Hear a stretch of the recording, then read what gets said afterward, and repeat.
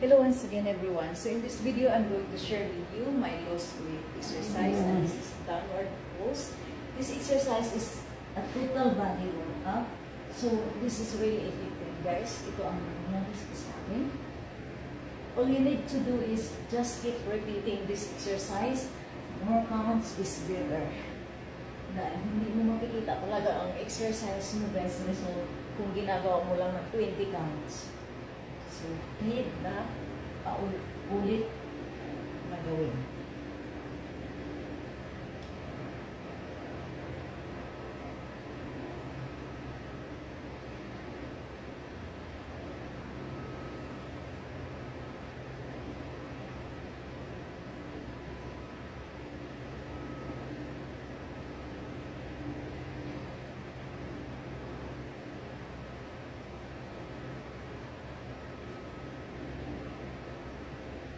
Since nangyayari ko guys, so oras ng work ko, hindi ko siya gawin.